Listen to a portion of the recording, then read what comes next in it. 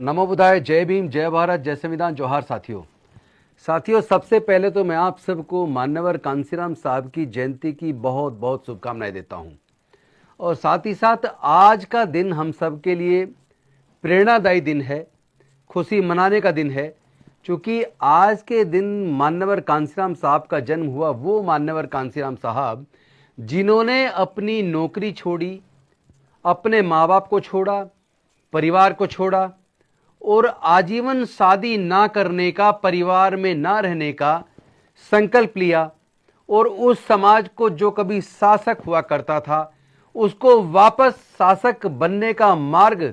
प्रशस्त करने के लिए उन्होंने अपना जीवन में ऐसा एक निर्णय लिया कि पूरा जीवन अपना इस देश के बहुजन समाज के लिए लगा दिया, विशेष रूप से अनुसूचित जाति, जनजाति, पिछड़े वर्गों के लिए और रिलीजियस माइनॉरिटीज के लिए। उन सबको एकजुट करके जहां एक तरफ बामसेफ बनाई, DS4 बनाई और उसके बाद बहुजन समाज पार्टी बनाई। और वो जो सपना था बहुजन समाज को हुक्मरान बनाने का, मैं समझता हूं कि कहीं ना कहीं मान्यवर कांसीराम साहब को लोगों ने मिस इंटरप्रेट किया है। हुक्मरान बनाने का मतलब केवल ये नहीं था कि सत्ता पालें। हुक्मरान बनाने का मतलब शायद ये भी था ताकि तमाम तरह के जो संसाधन हैं उसमें कैसे हमारी भागीदारी हो। सत्ता के अंदर, सत्ता का मतलब केवल शासन चलाने वाली मुख्यमंत्री और उनका मंत्रिमंडल, विधायक, सांसद नहीं हुआ करते, बल्कि उसके अंदर ब्यूरोक्रेसी के साथ साथ जुडिशरी, उनका भी महत्वपूर्ण रोल होता है और बाकी संवैधानिक संस्थाएं होती हैं, उनका भी बहुत बड़ा रोल होता है। लेकिन यहाँ एक बात बहुत ज़्यादा गौर करने वाली है, वो है डीलिमिटेशन। आज भारत की सरकार डीलिमिटेशन करने जा रही है। तो आपको ये भी समझ में आना चाहिए, डॉक्टर बाबा साहेब अम्बेडकर जिस सामाजिक न्याय का एक रास्ता बना कर गए, हमारे लोगों के पढ़ने लिखने का रास्ता खोल कर गए, हमारे लोगों को संसद विधानसभाओं में जाने का रास्ता बना कर गए, हमारे लोगों को MP, MLA, काउंसलर, इन सब के साथ साथ वो हमारे को डॉक्टर, इंजीनियर, जज, कलेक्टर, प्रोफेसर, साइंटिस्ट बनाने का रास्ता बना कर गए। और उस रास्ते को हमारे अनेकों महापुरुषों ने बाद में आगे बढ़ाया। लेकिन जब मान्यवर कांसीराम साहब आए और उन्होंने देखा कि इस रास्ते में धीरे धीरे प्रोग्रेस तो हो रही है, लेकिन सत्ता एक ऐसी चीज़ है जिससे बड़े पैमाने पर प्रोग्रेस हो सकती है, बड़े पैमाने पर बहुत बड़े परिवर्तन किए जा सकते हैं। इसीलिए उन्होंने बहुजन समाज का निर्माण किया, जिसमें तमाम SC, ST, OBC, माइनॉरिटीज से उन्होंने नए नए लोगों को एक नेता के तौर पर तैयार किया, उनको कैडर दिया, प्रशिक्षण दिया और एक बहुजन समाज, एक ऐसा समाज बनाने का संकल्प किया और उसको साकार करके दिखाया। 4 बार बहन मायावती जी को उत्तर प्रदेश जैसे भारत के सबसे बड़े प्रदेश का मुख्यमंत्री बनाया। और मुख्यमंत्री जब बना दिया तो उसी सत्ता के माध्यम से अनेकों स्कूल, अनेकों कॉलेज, अस्पताल खोले, गरीब बच्चों के लिए हॉस्टल खोले। तो ये आप सोच के देखो, अगर आपको किसी बच्चे की फीस जमा करनी पड़ जाए, अगर आपके पास कुछ गरीब बच्चे आ जाएं और कहें कि हमारे पास पैसा नहीं है पढ़ने के लिए, फीस जमा करने के लिए पैसा नहीं है, तो आप उनकी ज़्यादा से ज़्यादा अपने दोस्तों से चंदा करके, अपने जेब से करके 2 का, 3 का, 4 का, 5 बच्चों की मदद कर सकते हैं। लेकिन सत्ता एक ऐसी चीज़ है, एक कलम से सरकार एक निर्णय से करोड़ों बच्चों की फीस माफ़ कर सकती है, करोड़ों बच्चों के पढ़ने लिखने का इंतजाम कर सकते हैं, उनके हॉस्टल का इंतजाम कर सकते हैं, उनके लाइब्रेरी का इंतजाम कर सकती है। अगर बहुजन प्रेरणा स्थल, सामाजिक, डॉक्टर बाबा साहेब अम्बेडकर सामाजिक प्रेरणा स्थल, परिवर्तन स्थल अगर लखनऊ के अंदर बना और नोएडा के अंदर प्रेरणा स्थल बना, साथ ही साथ जिस तरह नोएडा का विकास हुआ, गोमती नगर का विकास हुआ और पूरे UP का विकास हुआ, डॉक्टर अम्बेडकर ग्राम जो डेवलपमेंट एक योजना बनाकर, तो इस तरह की योजनाएं सत्ता से बन सकती हैं। सत्ता चाहे तो, जहां आज चारों तरफ कूड़ा ही कूड़ा है, जंगल है, सरकार चाहे तो एक कलम से उसको हरा भरा बना सकती है, एक कलम से एक विकसित शहर के रूप में तैयार कर सकती है। और सरकार चाहे तो यूनिवर्सिटी से लेकर तमाम संवैधानिक जगह पर सभी जाति, सभी वर्गों को उनकी जनसंख्या के हिसाब से हिस्सेदारी, भागीदारी दे सकती है। लेकिन आज जहां आज केंद्र की सरकार डिलिमिटेशन करने जा रही है, आप देख रहे हैं कि साउथ के कई स्टेट इस बात का विरोध कर रहे हैं कि डिलिमिटेशन में अगर जनसंख्या के हिसाब से अगर सीटें तय होंगी तो निश्चित तौर पर, चूंकि साउथ के अंदर ज़्यादा लोगों ने पढ़ने लिखने पर ध्यान दिया है, तो उन्होंने फिर अपनी जनसंख्या को नियंत्रित किया और नियंत्रित करने की वजह से साउथ की जनसंख्या नॉर्थ इंडिया के कंपैरिजन में कम हो गई है। तो अगर जनसंख्या के हिसाब से डिलिमिटेशन होता है तो साउथ की सीटें संसद की कम हो जाएंगी और उत्तर भारत की संसद की सीटें कई गुना ज़्यादा बढ़ जाएंगी। तो ऐसे में मुझे माननीय कांसीराम साहब को उनके जन्मदिवस पर याद करते इसलिए खुशी हो रही है कि वो जो कहा करते थे, जिसकी जितनी संख्या भारी उसकी उतनी हिस्सेदारी। और वही एक व्यक्ति थे जिन्होंने मंडल कमीशन लागू करो वरना कुर्सी खाली करो, इस नारे से पूरे भारत को नीला कर दिया था। और उसके बाद जनता दल की सरकार दबाव में आई और मंडल कमीशन की सिफारिश से लागू करने की घोषणा 7 अगस्त 1990 को हुई, जिसका परिणाम ये हुआ कि आज तमाम क्षेत्रों में पिछड़े वर्ग के लोग भी नौकरियों में आ गए हैं। क्योंकि आप देखिए, यूनिवर्सिटीज के अंदर कभी प्रोफेसर नहीं बनते थे पिछड़े वर्ग के लोग, लेकिन 2007 में ओबीसी का रिजर्वेशन वहां लागू हुआ तो आज अनेकों professor, associate professor, assistant professor बनने लगे हैं तमाम यूनिवर्सिटीज के अंदर। वो अलग बात है कि वहां पूरी तरीके से कब्जा आरएसएस बीजेपी का है, तो वहां जितने भी सिलेक्शन हो रहे हैं जो आरएसएस के थ्रू हो रहे हैं, और जो यूनिवर्सिटीज के वाइस चांसलर लग रहे हैं वो सारे बीजेपी के कोटे से लग रहे हैं, और उसमें एससी एसटी ओबीसी के लोगों को हिस्सेदारी नहीं मिल रही है। इसीलिए मुझे याद आता है माननीय कांसीराम साहब का नारा, जिसकी जितनी संख्या भारी उसकी उतनी हिस्सेदारी। तो मैं समझता हूं अगर जनता के जो सेंसस होने वाला है जनसंख्या का, उस सेंसस में अगर जाति की गणना हो जाए, जिसकी डिमांड लंबे समय से चले आ रही है कि जाति की गणना होनी चाहिए और उसमें पिछड़े वर्गों की भी जाति की गणना होनी चाहिए। जब पशु पक्षियों की अगर गणना हो सकती है तो फिर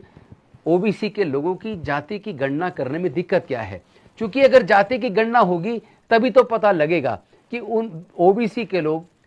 कितने लोग सत्ता में, उनकी जनसंख्या के हिसाब से उनको कितनी हिस्सेदारी मिली, और शासन के साथ साथ उनकी बाकी जो एकेडमिक्स हैं या जो बाकी कॉन्स्टिट्यूशनल बॉडीज़ हैं उनके अंदर उनको कितनी हिस्सेदारी मिली, व्यापार में, संसाधनों में उनको कितनी हिस्सेदारी मिली, नौकरियों में उनको कितनी हिस्सेदारी मिली, आर्थिक क्षेत्र में वो कहाँ हैं, व्यापारिक क्षेत्र में वो लोग कहाँ हैं। तो ये सारी चीज़ें जानने के लिए जाति की गणना होना बहुत ज़रूरी है। और जाति की गणना के साथ साथ जब जाति की गणना हो जाए तो डिलिमिटेशन में उसी वक्त पिछड़े वर्गों के लिए भी राज्यसभा और लोकसभा और नीचे फिर एमएलए की सीट के लिए उनकी भी सीटें आरक्षित होनी चाहिए। जब उनका भी रिजर्वेशन होगा तो सही मायने में देश में जाति के हिसाब से अगर सब लोगों को हिस्सेदारी सत्ता के अंदर, राजनीति के अंदर और तमाम क्षेत्रों में मिल जाए तो सामाजिक न्याय भी होगा और निश्चित तौर पर भारत आगे बढ़ेगा। क्योंकि अगर कुछ ही जाति के लोग आगे बढ़ जाएं, बाकी मेजोरिटी पीछे छूट जाए, तो दुनिया के मुकाबले पर भारत कभी तरक्की नहीं कर सकता। भारत आज रिवर्स गियर में चल रहा है पिछले 30 सालों से। चूंकि आपको याद होगा 25 नवंबर 1949 को डॉक्टर बाबा साहेब अम्बेडकर जी ने संविधान सभा के सामने भाषण देते हुए उन्होंने कहा था, जिस दिन मत और मतांतर यानी कि धर्म, जनता धर्म को जिस दिन और सरकारें धर्म को जिस दिन देश से ऊपर मान लेंगे, उस दिन देश की आजादी खतरे में पड़ जाएगी। आज तो सत्ता चारों तरफ हिंदू मुसलमानों नफरत की बातें कर रही है, धर्म के आधार पर पूरे देश में लोगों को बांट रही है, जाति के आधार पर उन्मूलन, जाति के आधार पर लोगों के साथ शोषण बढ़ता जा रहा है। कभी चाहे बिहार की जो अभी लेटेस्ट घटना हो रोहतास जिले की, चाहे अभी लेटेस्ट मेरठ जिले की घटना हो, चाहे मथुरा जिले की घटना हो, चाहे राजस्थान की अनेकों घटनाएं या मध्य प्रदेश की अनेकों घटनाएं हों, ये तमाम घटनाएं इस ओर इशारा करती हैं कि कहीं ना कहीं जाति और धर्म के नाम पर हम देश को अंधकार में डाल रहे हैं और हमने धर्म को देश से ऊपर मान लिया है। और जिस देश के लोग धर्म को देश से ऊपर मान लेते हैं वो देश अपनी आज़ादी खो देता है। इसी मायने में हमें डॉक्टर बाबा साहेब अम्बेडकर जी की वो चिंता जो संविधान सभा के सामने उन्होंने 25 नवंबर 1949 को रखी थी, उनकी वो चिंता, उनका वो डर आज सच साबित हो रहा है। ये तो बकवासबाजी है जो आज केंद्र की सत्ता की पार्टी कह रही है 2047 तक भारत विकसित भारत बन जाएगा। भारत विकसित भारत नहीं बन रहा है। आप देश को गड्ढे में डाल रहे हैं, अंधविश्वास और पाखंडवाद को बढ़ावा दे रहे हैं और चारों तरफ आप एक ऐसा वातावरण बना रहे हैं जहां धर्म और जाति के नाम पे नफरत बढ़ रही है और ये नफरत देश को जला देगी।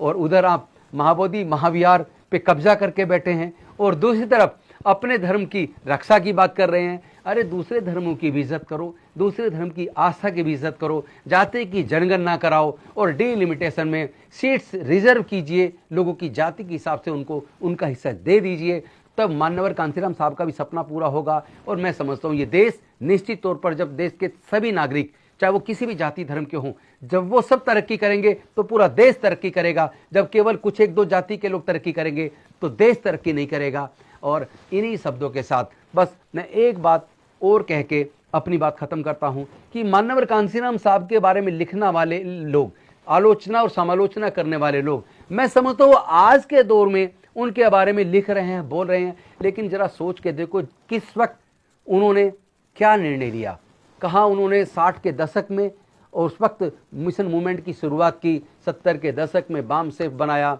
और अपनी नौकरी छोड़ी, परिवार छोड़ा और संकल्प लिया जीवन में शादी नहीं करेंगे, किसी के जीवन जन्मदिन पर नहीं जाएंगे, किसी की डेथ पे नहीं जाएंगे और पूरा जीवन अपना कोई जमीन नहीं खरीदेंगे, कोई बैंक अकाउंट नहीं बनाएंगे और पूरा जीवन अपना पूरा इस बहुजन समाज को उनकी हिस्सेदारी भागीदारी सुनिश्चित कराने में लगाएंगे। तो जब आदमी कुछ निर्णय लेता है, कोई काम करता है और उसके लक्ष्य कई सारे होते हैं, कुछ लक्ष्य पूरे होते हैं, कुछ पूरे नहीं हो पाते हैं, तो आलोचना करने से पहले जरा सोचिए क्या जो वो करके गए, जो उन्होंने करके दिखा दिया, क्या हम करके दिखा पाए। वो अलग बात है कि जो उन्होंने ऑब्जेक्ट तय किया होगा, जो एम्स ऑब्जेक्ट तय किए होंगे, उसमें से कुछ अचीव किया होगा और कुछ उनके सक्सेस के द्वारा